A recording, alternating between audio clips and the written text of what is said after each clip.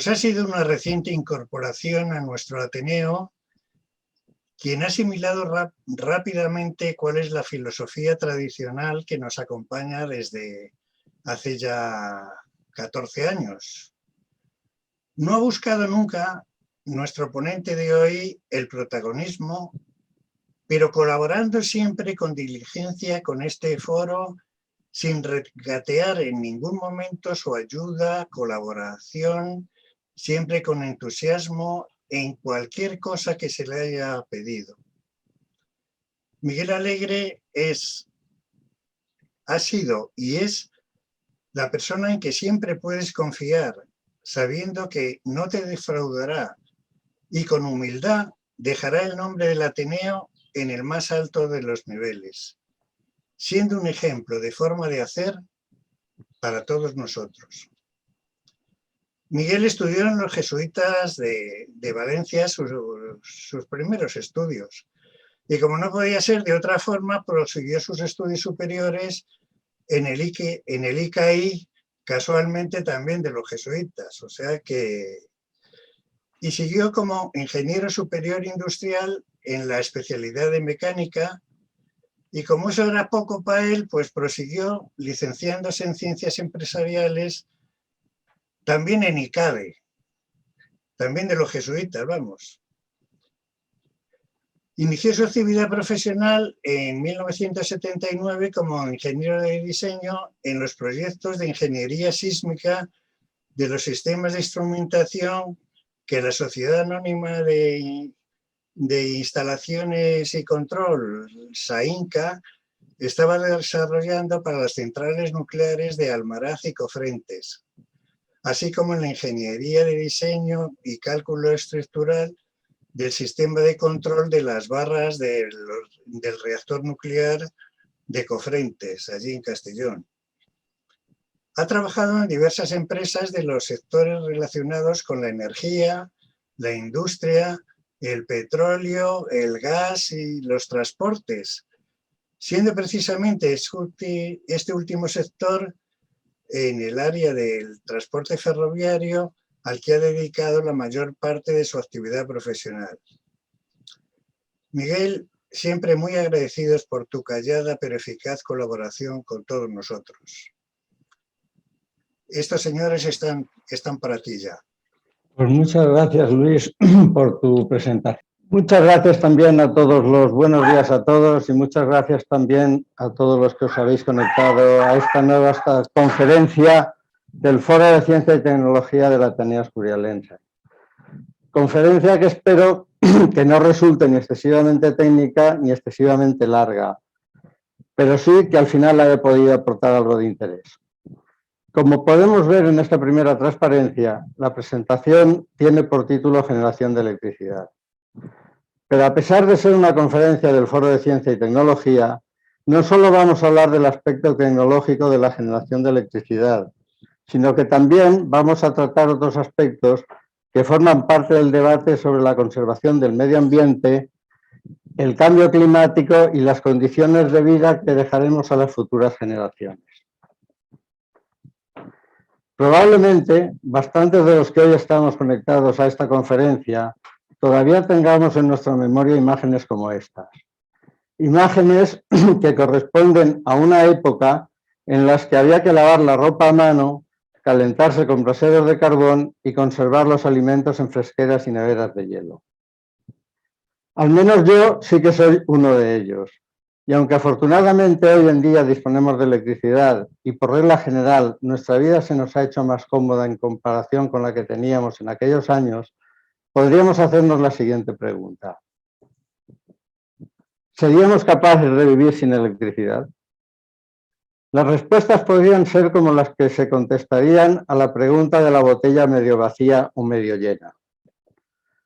Para algunos, la respuesta sería que sí, ya que para ellos sería lógico pensar que si el Homo sapiens sapiens había sido capaz de vivir sin electricidad durante los casi 200.000 años en los que como mínimo la ciencia tiene estimada su existencia, ¿por qué no iba a ser capaz de hacerlo a partir de ese momento?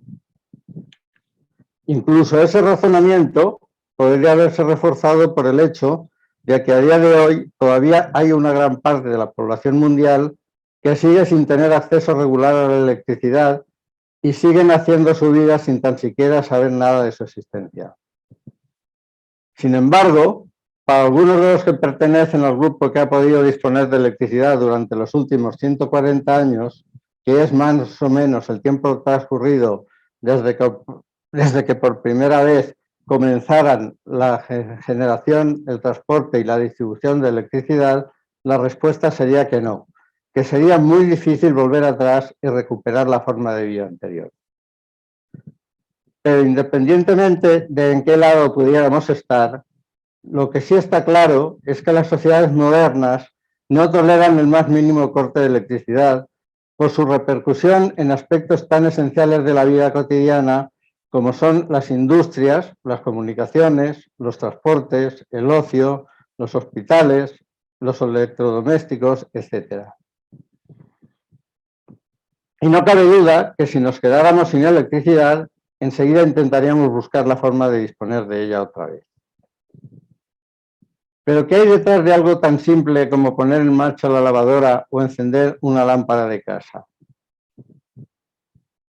Pues lo que hay es todo un sistema eléctrico que, como vemos en este gráfico, contempla 4 actividades principales: la generación, el transporte, la distribución y, alrededor de estas 3, la comercialización.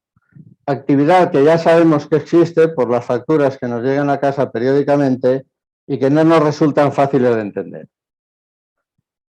Hoy vamos a hablar de la primera de ellas, de la generación. Es decir, de cómo se produce la electricidad. Existen varios métodos para convertir otras formas de energía en electricidad. Los que yo conozco, aunque pueda haber algún otro método que yo no haya tenido en cuenta, son los que podéis ver en la pantalla. El efecto triboeléctrico, el efecto piezoeléctrico, el efecto termoeléctrico, la célula betavoltaica, los procesos electroquímicos, donde encontramos las pilas, las baterías y las pilas de combustible, el efecto fotovoltaico y la inducción electromagnética. En mi opinión, de todas estas formas de generar electricidad, y al menos por el momento, solamente algunas serían capaces de hacerlo en cantidad suficiente para dar servicio a los consumos de los que estamos hablando, y serían las que están marcadas en un tono azul más oscuro. Al observar este gráfico, podríamos pensar que la electricidad que llega a nuestras casas, hospitales, oficinas, etc., se genera en centrales más o menos grandes que suelen estar alejadas de los centros de consumo. La realidad es que esto no es así. Cada vez hay una mayor generación eléctrica a nivel de los propios centros de consumo y no es difícil encontrar instalaciones como la del dibujo que aparece en la pantalla, y en la que podemos ver una instalación doméstica de paneles fotovoltaicos. Los paneles fotovoltaicos colocados en el tejado de la vivienda producen electricidad en corriente continua. Esta corriente continua se transforma en corriente alterna mediante un equipo inversor que en la figura aparece representado por la cajita roja que está en la pared de la casa. La corriente que sale del inversor alimenta los consumos de la vivienda y si hay excedentes los inyecta a la red. Sin embargo, si el consumo de la vivienda es superior a la capacidad de generación de los paneles, la vivienda recibirá la energía que necesita desde la red de distribución. La generación a nivel local también podría hacerse, por ejemplo, con minicentrales hidráulicas, con aerogeneradores de más o menos potencia o con pilas de combustible. Hasta aquí hemos hablado de la importancia que tiene para nosotros la electricidad, de las formas de producirla y algo sobre las fuentes primarias de las que obtenerla. Ahora vamos a continuar hablando de otro concepto que es bastante importante en relación con la generación de electricidad. Es el que se conoce como mix de energía o matriz energética. ¿Qué es el mix de energía? En la transparencia podemos ver una definición que he encontrado en Internet y que me ha parecido bastante acertada. Se llama mix de energía a la combinación de fuentes primarias que se utilizan en una determinada zona geográfica.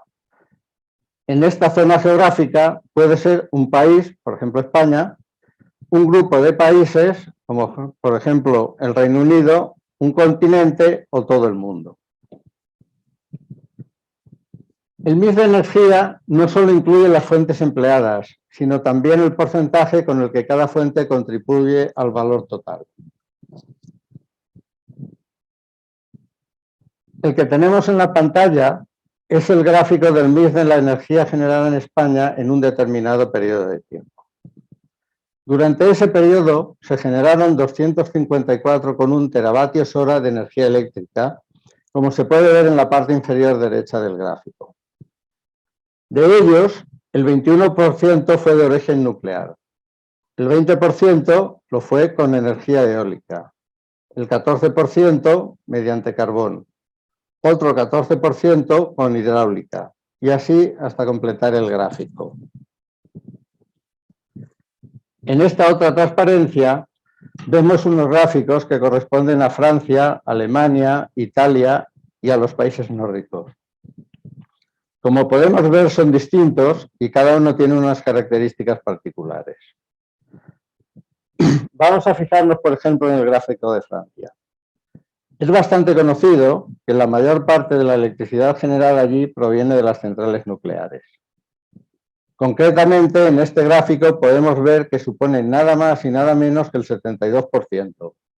Y a continuación está la hidráulica con un 12%, seguida por el gas con el 6%. Sin embargo, vemos que la eólica y la solar tienen un porcentaje relativamente bajo, mientras que el porcentaje de combustibles fósiles como el carbón, el fuel y otros derivados del petróleo es prácticamente insignificante. En Alemania, en cambio, los combustibles fósiles están en primer lugar, seguidos por la energía eólica. Y como también podemos ver, los alemanes están bastante en contra de las centrales nucleares, a las que llevan al quinto lugar con un 12%. En Italia, los primeros lugares los ocupan el gas y los combustibles fósiles. Mientras que en los países nórdicos encontramos a la hidráulica en primer lugar, seguida por los combustibles fósiles. Una primera reflexión al observar estos gráficos del mix de energía es que cada país lo ajusta a las fuentes primarias que más le interesan y de las que generalmente tiene más cantidad. Otra característica del mix de energía es la de no ser estático, sino que evoluciona con el tiempo. En el gráfico de la izquierda podemos ver la foto de cuál fue el mix de generación eléctrica de España durante el mes de julio de 2020. En este mes fueron los ciclos combinados con casi un 27% y la nuclear con el 21,4% las fuentes que más electricidad generaron. Sin embargo, y como es lógico por ser un mes de verano, hubo poca generación hidráulica, pero si os fijáis podremos ver que hubo bastante generación tanto eólica como solar. En el gráfico de la derecha está el mix de generación también de España, pero ya no solo del mes de julio, sino de todo el periodo entre enero y julio de 2020. Como podemos ver, la nuclear prácticamente mantiene el mismo valor. Esto parece lógico por la dificultad de arrancar y parar este tipo de centrales. Los ciclos combinados bajaron al 16,6%, probablemente porque las fuentes eólica e hidráulica aumentaron su porcentaje. Esto también tiene su lógica, porque los meses de invierno suelen ser más lluviosos y con más viento. Pero tanto la termosolar como la fotovoltaica disminuyeron, puesto que los meses de invierno no suelen ser soleados. Ya podemos imaginar que el importe que pagamos en el recibo de la luz está íntimamente relacionado con el mix de energía. El mix de energía que cada país elija lo expondrá a los siguientes efectos: mayores o menores costes de generación, dependencia del exterior, vulnerabilidad a subidas de precios internacionales, déficit comercial, contaminación atmosférica, contribución al calentamiento global, efectos de las sequías, posibilidad de accidentes, cortes de suministro, etc. Y una vez que hemos visto qué es el mix de energía y las consecuencias que tiene escoger una adecuada composición, me gustaría dejar una pregunta en el aire. Si tuvierais la responsabilidad de hacerlo porque sois el presidente del gobierno, ¿qué mix de energía plantearíais para España? Ahora vamos a continuar con otros conceptos de los que probablemente ya habéis oído hablar. Son los de energías renovables y energías limpias. ¿Qué son las energías renovables? Energías renovables serían las que se obtienen de fuentes naturales virtualmente inagotables, bien sea por la cantidad de energía que contienen o porque son capaces de regenerarse por medios naturales. Es decir, son aquellas que no agotan la materia prima de su proceso o que lo hacen tan lentamente que se le da margen a la naturaleza para reponerla. ¿Qué se conoce como energías limpias? Energías limpias serían aquellas fuentes y formas de obtención de energía que en sus procesos de extracción y transformación producen un mínimo impacto desde un punto de vista ecológico y medioambiental, bien sea por dejar una menor huella en el ecosistema o en la salud de los seres vivos.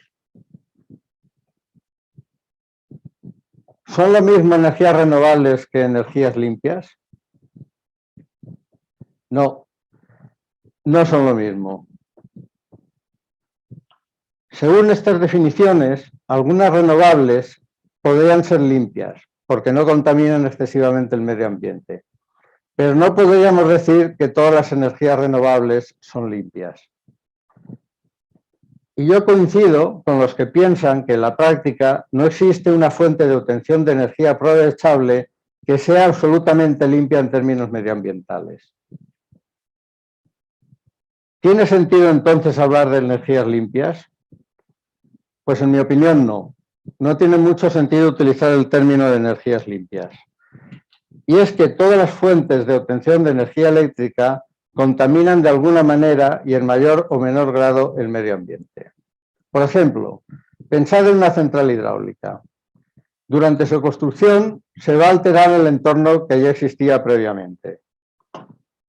Recordemos la cantidad de pueblos y terrenos que en España quedaron sumergidos bajo las aguas de los pantanos en una época en la que fue necesario construirlos para nuestro desarrollo.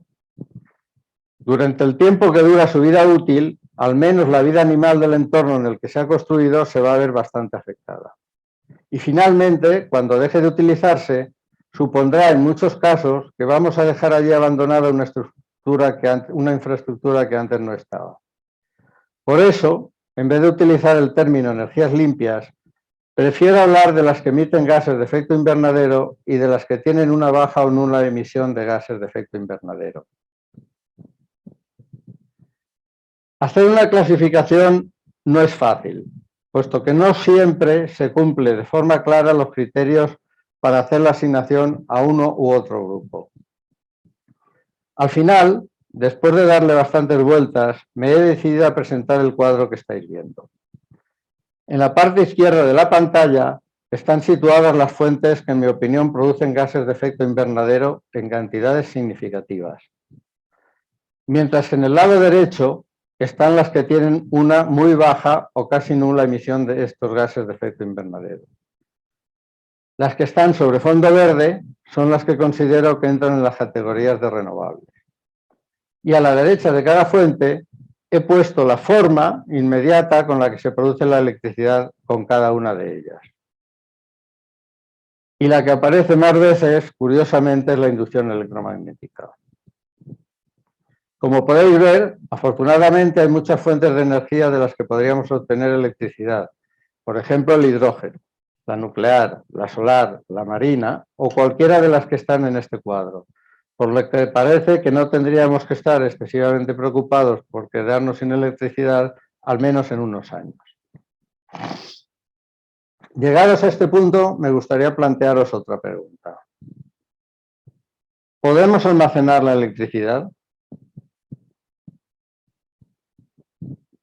Pues desgraciadamente la respuesta es que no. Esto supone que el sistema eléctrico necesita para funcionar correctamente que la producción y el consumo sean iguales en todo el momento. De no ser así, se producirían problemas de sobretensiones, cortes de suministros, desvíos de la frecuencia estándar de la red, etc. ¿Por qué entonces se habla de almacenamiento de la energía eléctrica? Aunque alguna vez hayamos podido escuchar algo así, la realidad es que no es un término muy correcto. No podemos almacenar la electricidad. No nos es posible poner un recipiente debajo de un enchufe y llenarlo de electricidad como si podemos llenar un depósito de gasolina. Pero lo que sí podremos hacer es utilizar la electricidad para obtener otras fuentes de energía que sí podremos almacenar y que nos servirán para generar electricidad en otro momento. La electricidad ya no será la misma, sino que será otra. Un ejemplo son las baterías. Al recargarlas, consumimos electricidad, pero al mismo tiempo creamos la capacidad de volver a generar otra distinta en el futuro, cuando podamos necesitarla. Y algo parecido ocurre con el hidrógeno verde.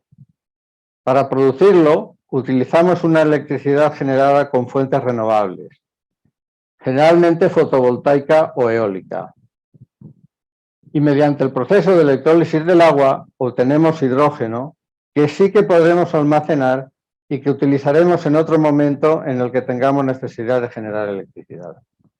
Esto es importante, porque si como ahora que está tan de moda pensamos en ir abandonando progresivamente la electricidad de fuentes fósiles y queremos ir sustituyéndola por electricidad de fuentes renovables, no nos va a quedar más remedio que desarrollar paralelamente este tipo de métodos de almacenamiento. De lo contrario, podrían presentarse déficits de disponibilidad en los momentos en los que la demanda sea alta y no haya suficiente sol, viento o agua para generar la electricidad requerida. Si volvemos al cuadro en el que están reflejadas las diferentes fuentes y formas de generar electricidad, podemos ver que hay una, la eólica de parques marinos, sobre la que ya escuchamos una estupenda conferencia que nos dio Álvaro Martínez hace tan solo unas semanas. Y podríamos continuar hablando hoy de cualquiera de las otras que aparecen en la pantalla, pero he escogido hacerlo sobre la generación hidráulica de electricidad.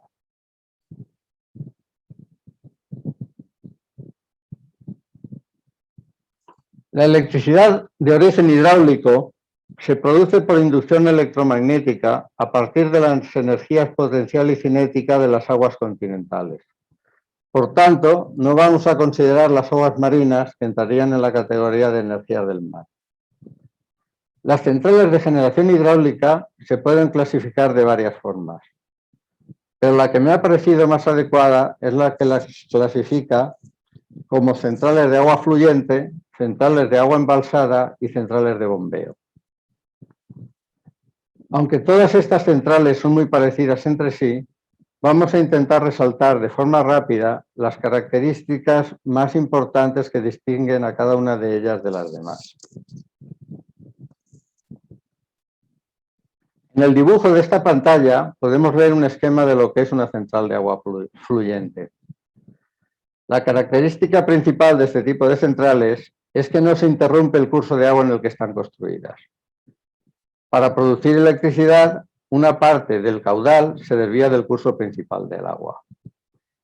El agua desviada se lleva a través de una turbina a una conducción al edificio de la central en el que están ubicados los equipos de generación. Este tipo de centrales las encontramos en un sitio que todos prácticamente conocemos, que son las cataratas del Niágara. Allí, como es lógico, no se puede poner una presa porque interrumperíamos el sitio tan turístico de las cataratas. Por lo tanto, todas las centrales que allí se han construido desde 1889 o más o menos, que es cuando empezaron, son todas de agua fluyente. El resto de elementos del dibujo parques de transformación, líneas de transporte, etcétera, son comunes con los otros tipos de centrales. Aquí tenemos las centrales de agua embalsada. Son muy similares a las centrales de agua fluyente, pero en este caso el curso de agua sí se interrumpe con una presa y desde esta presa que veis en la figura se lleva el agua al edificio de la central también a través de una tubería forzada. Y en último lugar tenemos las centrales de bombeo. Su característica fundamental es que están formadas por dos embalses o depósitos a distinta altura. Durante los periodos de alta demanda, el agua cae desde el embalse superior al inferior, generando electricidad. Pero durante los periodos de baja demanda, el proceso se invierte. Disculpadme un momento, por favor.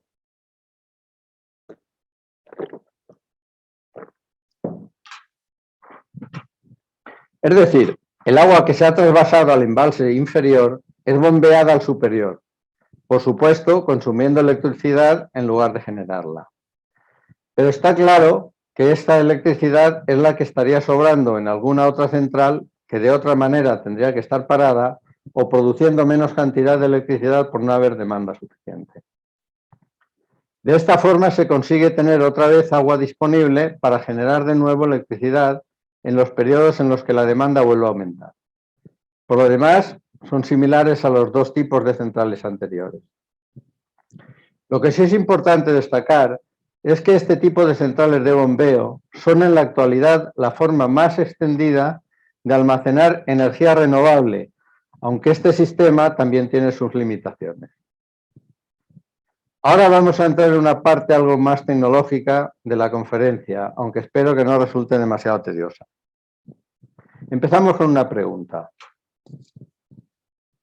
¿Dónde se produce la conversión de la energía del agua en electricidad? Pues se produce en los equipos que de forma esquemática están representados dentro de este cuadradito. En lo que conocemos como conjunto turbina-eje generador.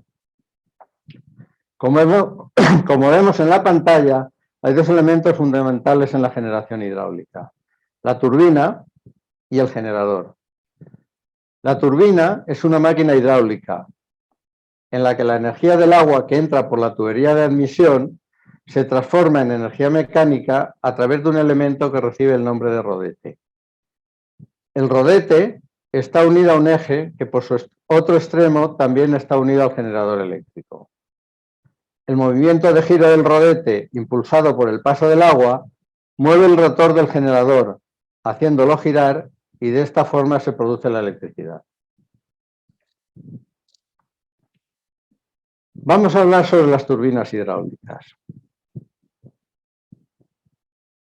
Hemos visto que el rodete es la parte esencial de una turbina hidráulica, porque ahí es donde se realiza la transformación de la energía del agua en energía mecánica de rotación del eje. La forma del rodete es la que caracteriza a cada uno de los tres tipos principales de turbinas hidráulicas, que son la turbina Pelton, la turbina Francis y la turbina Kaplan. Como veis, los tres rodetes son bien distintos entre sí. El de la izquierda tiene una especie de cucharas que nos recuerdan a una noria. El Francis tiene una forma como de campana con la parte superior cortada, mientras que el Kaplan lo que parece es una hélice de un barco. La que estáis viendo en la pantalla es una turbina Pelton. Las turbinas Pelton se caracterizan por tener uno o varios inyectores por los que sale un chorro de agua que al impactar en las piezas en forma de cuchara que lleva el rodete lo hacen girar sobre su eje. Esta fotografía corresponde a una turbina Pelton de dos inyectores, que son esos dos especies de brazos que veis ahí en la imagen. Como curiosidad, comentaros que la turbina más grande de este tipo se encuentra en Suiza y tiene 5 inyectores. Esta otra que veis aquí es una turbina Francis. Es muy fácil distinguirla por la forma del rodete. Ya no son chorros de agua inyectados los que impulsan el rodete para que gire, sino la corriente de agua que circula por el distribuidor que ves en la figura de la izquierda. Y por último, tenemos la turbina Kaplan, con su característico rodete en forma de hélice. Al igual que en las turbinas Francis, es el caudal de agua el que impulsa el rodete para hacerlo girar. ¿Pero por qué 3 tipos de turbina? ¿No podría ser uno solo? La respuesta la tenemos en este gráfico, que nos indica qué tipo de turbina es más aconsejable utilizar, en función de 2 variables. El desnivel en metros desde el que cae el agua, que está representado en el eje vertical por la letra H, y el caudal de agua en metros cúbicos por segundo, representado en el eje horizontal por la letra Q. Podemos ver que las turbinas Pelton son las más indicadas para grandes saltos de agua y relativamente poco caudal. Sus rangos de aplicación son los que caen dentro del área delimitada en azul. Las turbinas Kaplan están indicadas para saltos relativamente pequeños, pero con mayores caudales de agua. En este caso, sus rangos de aplicación son los que están delimitados por la línea amarilla. Y entre ambas están las turbinas Francis, que como podéis ver están delimitadas por la línea roja, la cual encierra un área mayor en su interior y que nos hace ver que son las que tienen un mayor rango de aplicación. Antes hemos hablado de la inducción electromagnética como la forma más extendida de generar electricidad. Y aunque ya conocemos qué es la inducción electromagnética porque nos hablaron de ella en la terrible asignatura de física, que tanto a mí como a muchos de los que hoy estáis aquí nos tocó estudiar durante el bachiller, vamos a recordarla con un vídeo muy cortito.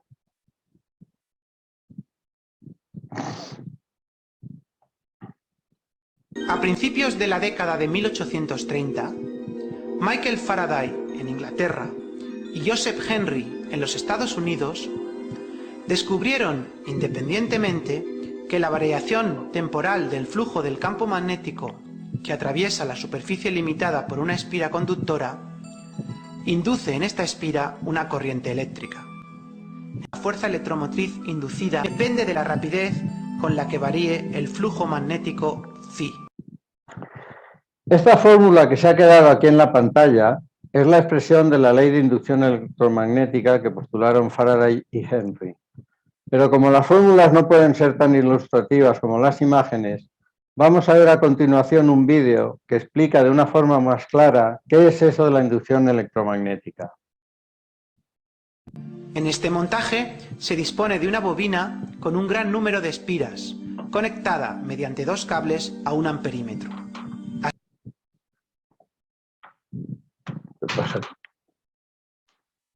En este montaje se dispone de una bobina con un gran número de espiras, conectada mediante 2 cables a un amperímetro. Asimismo, también se hará uso de un imán. Tomamos el imán y lo acercamos y alejamos de la bobina, introduciéndolo y sacándolo de esta. Se observa en el amperímetro cómo se induce una corriente eléctrica cuyo sentido cambia si se acerca o se aleja el imán. Al acercar el imán, la aguja del amperímetro se desplaza hacia la izquierda, mientras que al alejarlo lo hace hacia la derecha.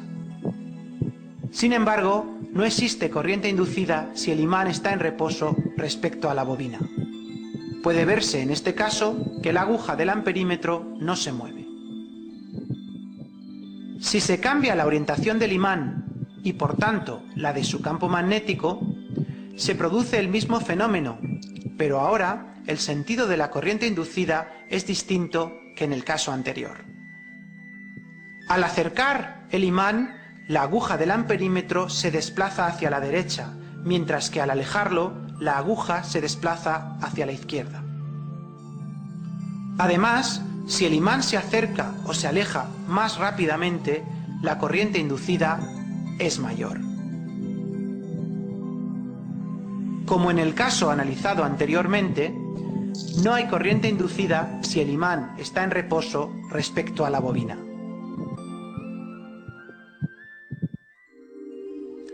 Por último, vamos a ver cómo también se genera corriente inducida cuando el imán está en reposo y se mueve la bobina respecto al imán, alejándola o acercándola.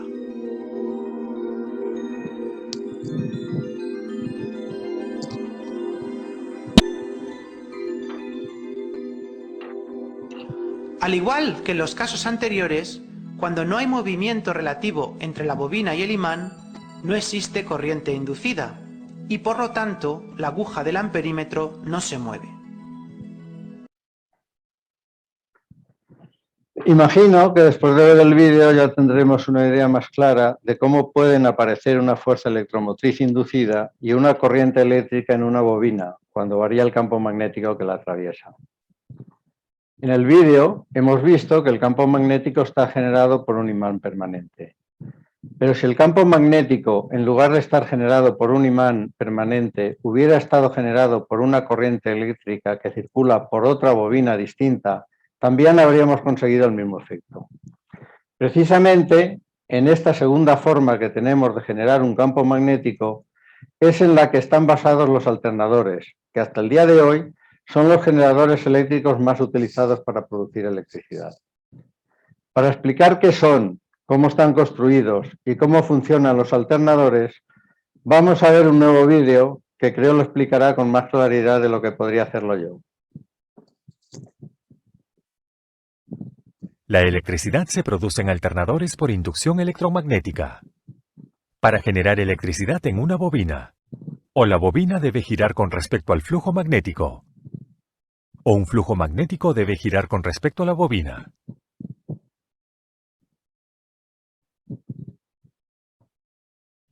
En el caso del alternador se utiliza este último enfoque.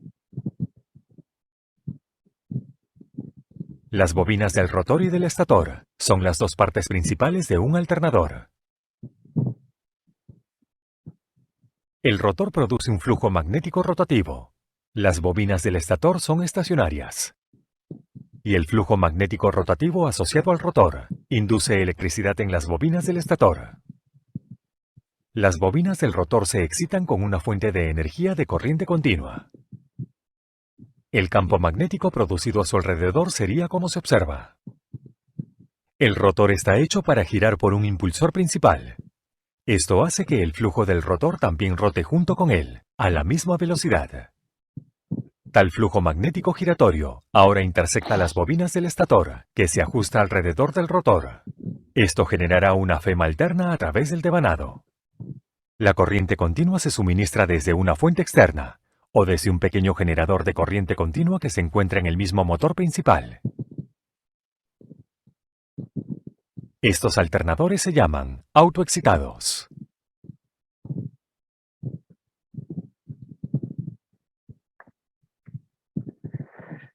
Pues ya que conocemos qué es una turbina y qué es un alternador, vamos a ver con otro vídeo un resumen del proceso completo de generación hidráulica de electricidad.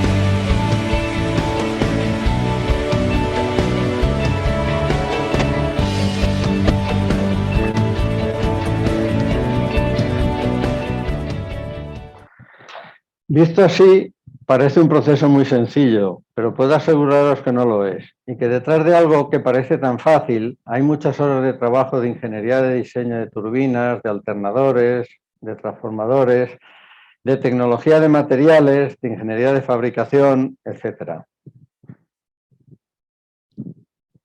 A partir de aquí vamos a dejar ya la parte más tecnológica de la presentación para continuar con una fase más divulgativa y vamos a hacerlo hablando de las 5 mayores centrales hidráulicas del mundo.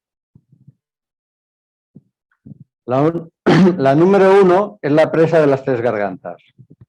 Como os podéis imaginar, no podía estar en otro sitio que no fuera China, porque parece que a los chinos les gusta eso de ser la primera potencia en todo, en población, en economía, en red de alta velocidad y en algunas que otras cosas más. Tardaron 17 años en construirla, desde 1994 hasta el 2011. Pero lo más importante para hacerla la primera central del mundo es su potencia de generación de 22.500 megavatios y sus 34 turbinas Francis, 32 de 700 megavatios y 2 de 50 megavatios. La segunda es la represa de Itaipú. Está en el río Paraná y pertenece a Brasil y Paraguay. Su potencia es de 14.000 megavatios con 20 turbinas Francis de 700 megavatios. La tercera es la presa de Guri en Venezuela, con 10.200 megavatios de potencia hidráulica instalada y 21 turbinas Francis de diferentes potencias, como podéis ver. La cuarta es la presa de Tucuruí, en Brasil. Tiene una potencia instalada de 8.370 megavatios y 25 turbinas Francis de potencias diferentes. Y por último, tenemos la presa Grand Coulee en Estados Unidos, con una potencia de 6.809 megavatios y 27 turbinas Francis. Lo primero que nos puede llamar la atención es que todas las turbinas de estas 5 centrales son Francis. Curioso, ¿verdad? Esto es una confirmación de que este tipo de turbinas es el que prevalece sobre los otros, como recordaréis que comentamos al ver el gráfico que representaban las alturas y caudales de las turbinas hidráulicas. Probablemente, después de este montón de números, os hayáis quedado pensando, diciendo, ¿y qué? ¿Y estas potencias son mucho? ¿Son poco? Pues la verdad es que con estas unidades que no estamos muy acostumbrados a usar, no es nada fácil hacerse una idea de cuánto es esa potencia. A no ser que nos olvidemos de los megavatios y hagamos una comparación con algo que nos sea más cercano. En la pantalla podéis ver una imagen tomada de internet que corresponde a una comercializadora de energía que se llama Rankia. Una más de todas esas que han proliferado como esporas con la liberación del mercado de distribución eléctrica. Vemos que ofrece varias potencias para poder contratar, según el consumo que estimamos que vamos a tener en casa. Así pues, a la derecha podemos ver un cuadro calculado muy a grosso modo, de una forma bastante poco exacta, con el número de casas a las que podría facilitar electricidad cada una de estas centrales, suponiendo que todas estuvieran contratando una potencia de 4,6 kilovatios y todas estuvieran al máximo consumo durante todo el tiempo y simultáneamente. La de las Tres Gargantas podría abastecer a 4.890.000 hogares más o menos. La de Itaipú a 3.043.000. La de Guri, 2.217.000. La de Tucuruí a 1.800.000 y la Grand Coulee a 1,5 millones aproximadamente. Si estos números los comparásemos con los 2.627.000 hogares que según el Instituto Nacional de Estadística tenía la Comunidad de Madrid en 2020, podríamos hacernos una mejor idea de lo que estamos hablando, porque la presa de las Tres Gargantas daría para casi 2 veces la Comunidad de Madrid. Y bueno, ya vamos terminando. Y no quiero hacerlo sin volver a insistir en que el gran reto para poder ir abandonando las energías de origen fósil e ir sustituyéndolas por energías renovables es resolver cómo almacenar no ya la electricidad, porque no es posible, pero sí algo que podamos utilizar cuando no dispongamos de luz solar, viento o movimientos del agua del mar. Y como mientras se perfeccionan otros métodos, el método más utilizado en la actualidad son las centrales de bombeo, no quiero dejar de hablaros del complejo hidroeléctrico formado por la central de la presa de Cortes de Pallars y las centrales de bombeo de la Muela 1 y la Muela 2. Este complejo hidroeléctrico es propiedad de Iberdrola y está situado en el río Júcar, en la provincia de Valencia. A la izquierda, abajo a la izquierda está la presa y la central de Cortes. En la parte superior central de la fotografía podemos ver el embalse superior y en la parte de abajo podemos ver el río, que hace de embalse inferior. La central de turbinación pura está en la presa de Cortes, mientras que las centrales de bombeo de la Muela 1 y la Muela 2 están excavadas en el interior de la montaña cuya ladera se ve entre los dos embalses.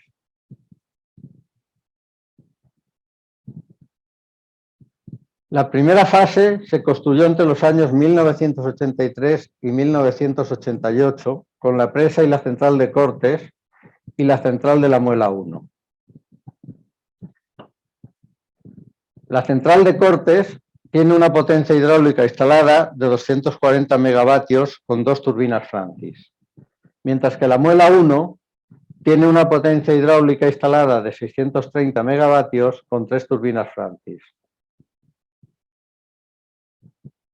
La segunda fase se construyó entre los años 2006 y 2013, con una potencia hidráulica de 850 megavatios y 4 turbinas Francis, lo que da para todo el complejo una potencia hidráulica instalada de 1.720 megavatios. Como podéis comprobar, casi nada comparado con la de las 3 gargantas. Y ahora, para finalizar, vamos a ver un vídeo que nos resume algunas curiosidades de este complejo hidráulico de Cortes La Muela.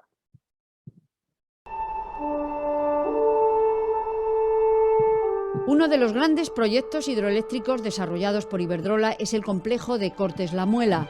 Situado en la cuenca del Júcar, constituye la mayor central de bombeo de toda Europa. Con una potencia total de 1.722 megavatios, es capaz de atender la demanda eléctrica de 500.000 de hogares al año y evitar también la emisión anual de 2.200.000 toneladas de CO2.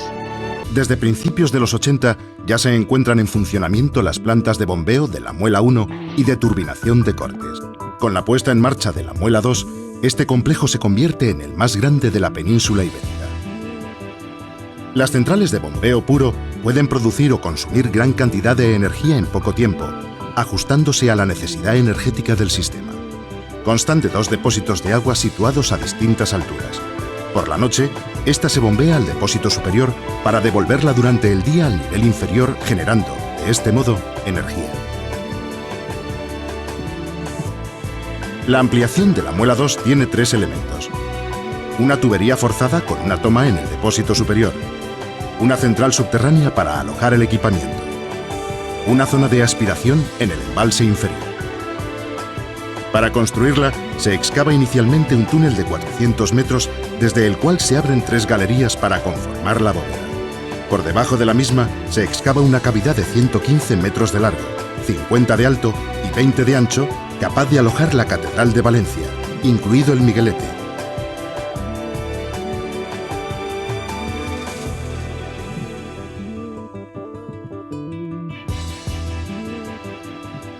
Paralelamente, se horadan la caverna de transformadores y el resto de galerías.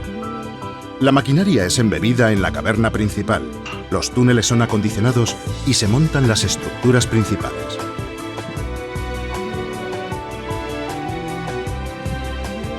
Para instalar la tubería forzada, se perfora un pozo con una inclinación de 45 grados de 800 metros de longitud de la recta del circuito de Cheste y 6 de diámetro. Un edificio de 2 pisos. En su interior se montará una tubería de acero de 5,5 metros de diámetro, introducida desde el depósito superior en tramos de 9 metros, unidos posteriormente mediante soldaduras. Este proyecto convierte el complejo hidroeléctrico de Cortes La Muela en la mayor central de bombeo de toda Europa continental, con una potencia total de 1.470 megavatios, siendo capaz de atender la demanda eléctrica de 450.000 hogares al año.